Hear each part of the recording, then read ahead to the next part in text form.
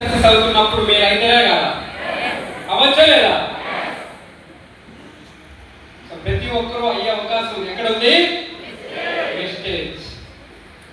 Starting days లో నేను కూడా మీలాగే వచ్చినప్పుడు ఒక 7 years బ్యాక్ ఒక ప్రైవేట్ కంపెనీలో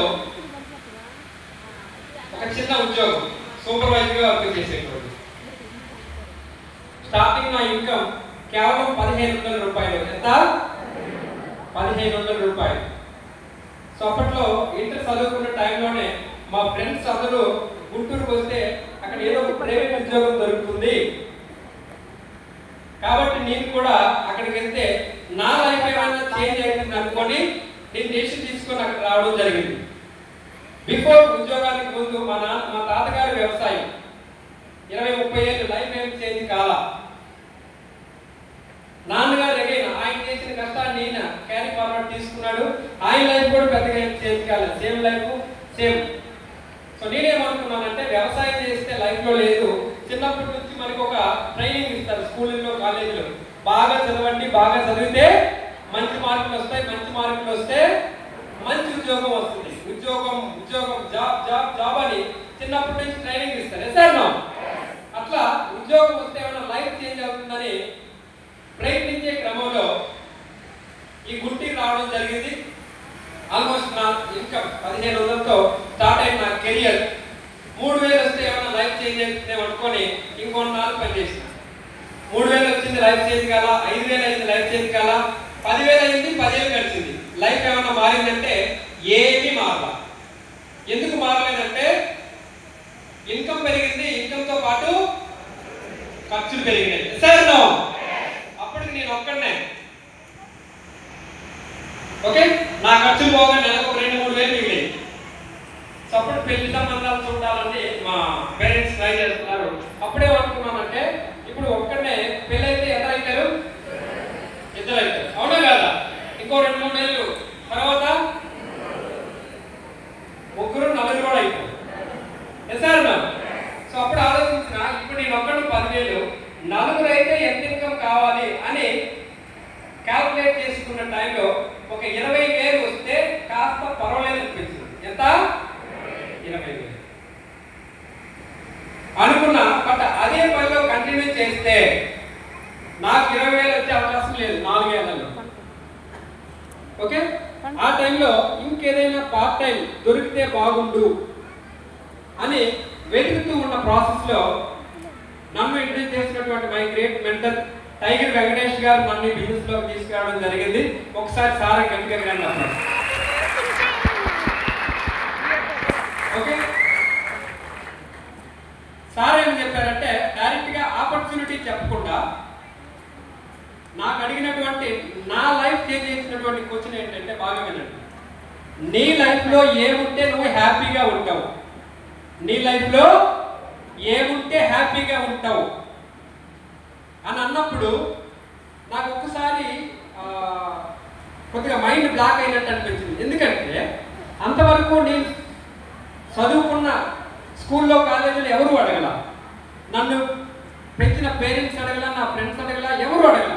కానీ ఫస్ట్ టైం నీ లైఫ్లో ఏముంటే హ్యాపీగా ఉంటావు అని అన్నప్పుడు నాకు కొద్దిగా ఎక్సైటింగ్ అనిపించింది. సరే నువ్వేం చేస్తావంటే ఈరోజు నైట్ ఇంటికి వెళ్ళి నీకేం కావాలో రాయి, నీకేం కావాలో రాయమన్నాడు. సరే రాద్దామని అరౌండ్ 8-8:30 కూర్చున్నా. ఎందుకంటే అంతవరకు నాకు ఏం కావాలో తెలియకుండానే 10-12 ఏళ్ళు ఒకే కంపెనీలో పని చేసినాం. ఇక్కడ కూడా అలాగే చాలా మంది ఉంటారు.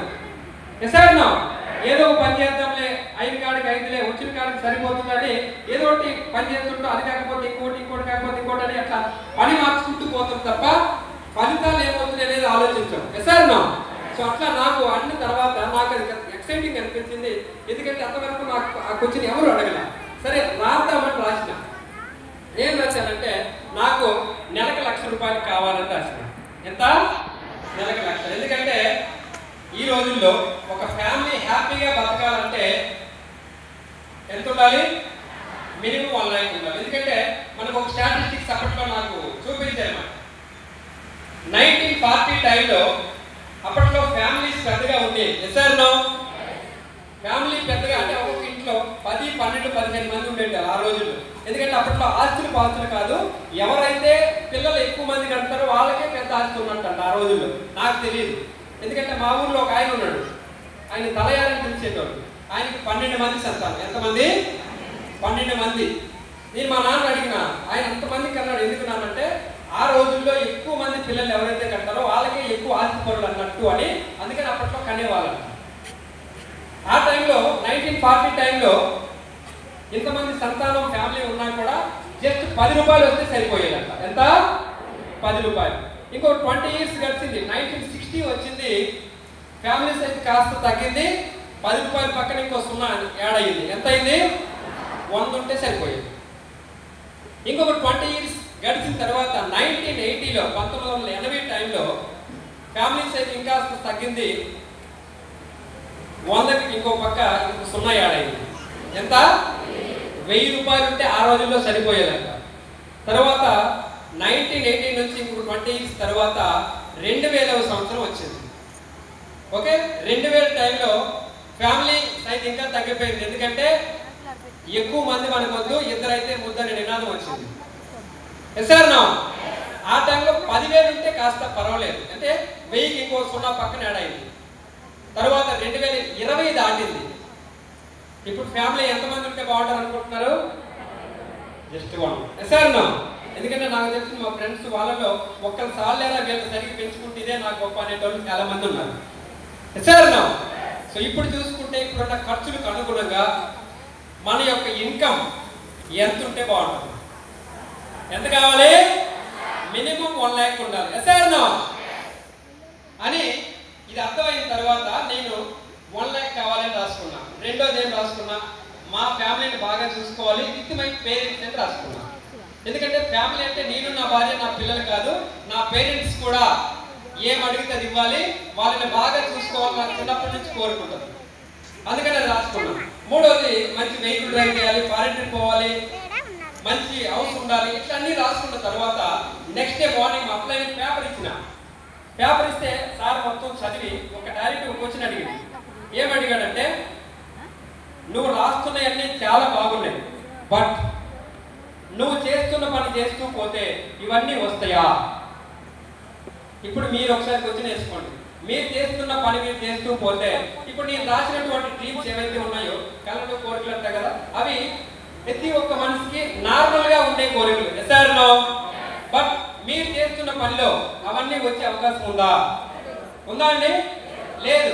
అందుకని నేనేం చెప్తున్నానంటే, నేను రాసుకున్న ఒక్కదానికి కూడా ఒకటి కూడా వచ్చే అవకాశం లేదు అన్న తర్వాత అప్పుడు ఆయన అన్నాడు, మరి నువ్వు చేస్తున్న పనిలో ఒక్క డ్రీమ్ కూడా నెరవేరినప్పుడు నువ్వు పని చేసేది దేనికి? ఎందుకంటే ఇప్పుడు నేను ఆల్రెడీ నాకు ఒక 10-12 years ఎక్స్పీరియన్స్ ఉంది అదే కంపెనీలో. నాకన్నా సీనియర్స్ ఉంటారా లేదా? నాకన్నా 15 ఏళ్ళు, 20 ఏళ్ళు, 25, 30 ఏళ్ళు పనిచేసి రిటైర్ అయిన వ్యక్తుల యొక్క లైఫ్ నేను దగ్గర నుండి చూసిన. వాళ్ళు సేమ్ రూట్, నేను సేమ్ రూట్ వెళ్తున్నాను. వాళ్ళకి ఏదైతే వచ్చిందో నాకు అదే వస్తుంది. సార్ నో, మరి అలాంటప్పుడు అదే రూట్లో నేను ప్రయాణించడం కరెక్టా? లైఫ్ చేంజ్ అయ్యే అవకాశం ఉందా? లేదని తెలిసిన తర్వాత ఎస్, ఈ ఆపర్చునిటీలో నేను కూడా ఇన్వాల్వ్ అవుతుంది సార్ అని చెప్పిన. అప్పుడు సార్ ఏం చెప్పాడంటే, అప్పుడు ఆపర్చునిటీ చెప్పాడు. ఇది వెస్టేజ్ కంపెనీ, 2004లో మొదలైంది. ఇక్కడ డబ్బులు కట్టేది లేదు, కట్టించేది లేదు. వెరీ హ్యాపీ అనిపించింది. ఎందుకంటే అంతకన్నా ముందు మా ఫ్రెండ్స్ వాళ్ళు వీళ్ళు చెప్పుకునేది, నేను దాంట్లో 2000 కట్టినా, 5000 కట్టినా, 10,000 కట్టినా, నాకేమీ రాలేదు, మోసపోయాను అని విన్నప్పుడు ఇది కూడా అలాంటి డౌట్ వస్తుందా లేదా? కానీ మా అబ్బాయి క్లియర్ చెప్పాడు.